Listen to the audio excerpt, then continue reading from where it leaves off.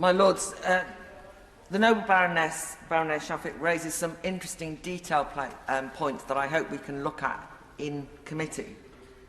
But more broadly, I'd like to welcome this bill, although I do so with something of a heavy heart and qualms.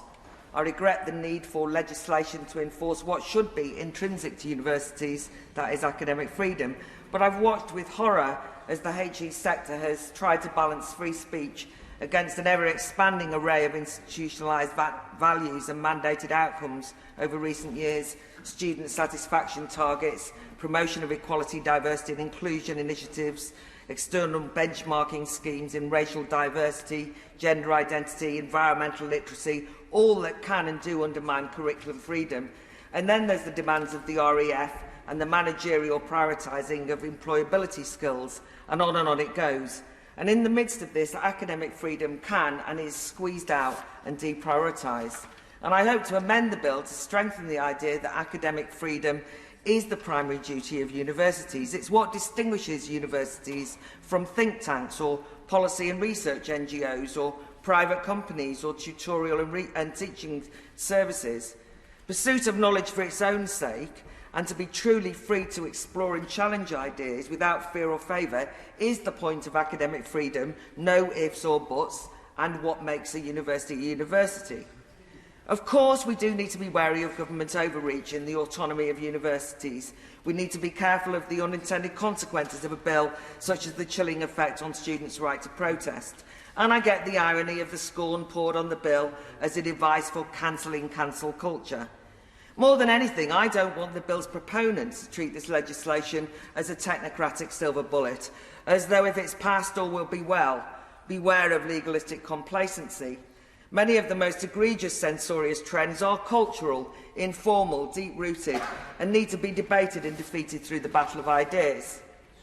But the main challenge the bill faces are the opponents who dismiss the need for this bill, as we've heard here today, and see it as a hyped-up moral panic, some kind of tedious Tory culture war against woke students. I concede that the government's inconsistencies don't help reassure. A few weeks ago, the Education Secretary, Nadhim Zahawi, declared that he would crack down hard on academics who espouse dangerous narratives on the Russian-Ukraine war. Does this mean that the government's commitment to academic freedom is dependent on those academics holding the correct views on foreign policy? Or should we defend the free speech of useful idiots as well as those we agree with? And the elephant in the room is surely the online safety bill, a huge threat to free speech in the UK, as the noble Lord Willis indicated, and he also noted a number of other contradictory trends. That said, I think the gaslighting of those of us who raise the growing problem of censorship on campus is a form of denialism that's unhelpful. When I wrote the book, I find that offensive on the rise of Generation Snowflake's campus censorship. I was accused of manufacturing a sensationalist crisis. Actually, I underestimated the trend.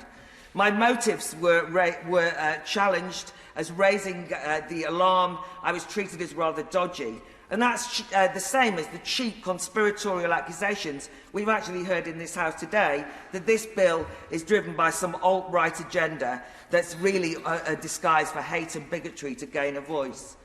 The idea that the bill is a sledgehammer being used to crack a nut is expressed by those who seem stuck in the past with a dismissive, "Oh, it was ever thus, nothing to see here."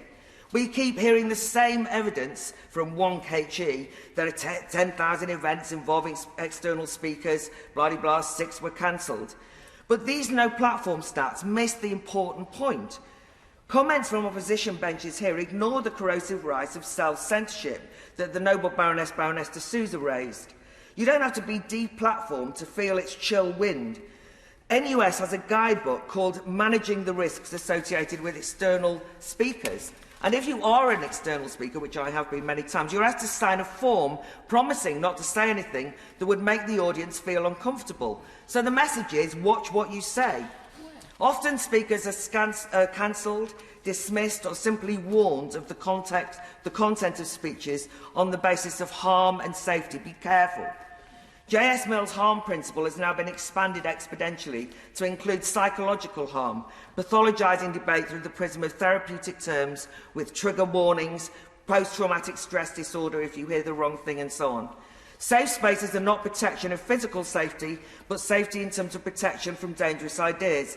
So the threat of external speakers being banned as a safety risk today is very different to the no platforming of the far right in the 1980s. It institutionalises the link between words and harm. No wonder people bite their lip, because, as has already been indicated, the main problem is less external speakers, but a toxic atmosphere on campus for students and staff. And self-censorship is damaging to intellectual inquiry. There's a mood of snitching and watch your back, a system of public shaming, of reporting one's peers for wrongthink, for comments made in seminars or at the bar. Only recently we saw the University of Cambridge setting up an anonymous reporting system, encouraging students and staff to name anyone guilty of a wide range of listed microaggressions. No surprise that in 2017, the University College Union, a trade union's own report on academic freedom, reported 35% of its members self-censor for fear of loss of privileges or demotion.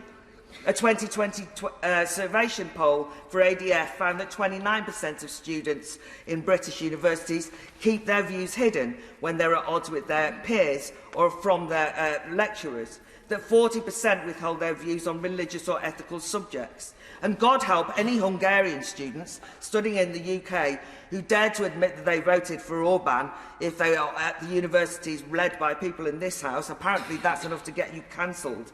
They'd stay stum. If the price of expressing the wrong views can make you dub the purveyor of hate or bigotry or wrongthing, obviously students and staff shut up or are so careful that it leads to an anodyne, enervated, sanitised learning environment, antithetical to an intellectually lively atmosphere of free inquiry. But also, we should note, it's not who's cancelled, but the process of being accused and investigated that's become the punishment in and of itself, leaving a stigma and a question mark on one's reputation. And you only have to look at the case files of the Academics for Academics Freedom or the Free Speech Union to get the gist.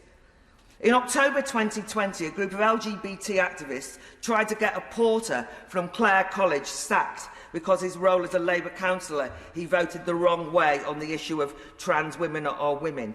Sacked students. I don't blame those students. I blame our generation for not setting an example to those students. And I blame those people who run universities for not looking them in the eye and saying academic freedom matters more than anything else. And that's why I hope this bill will help.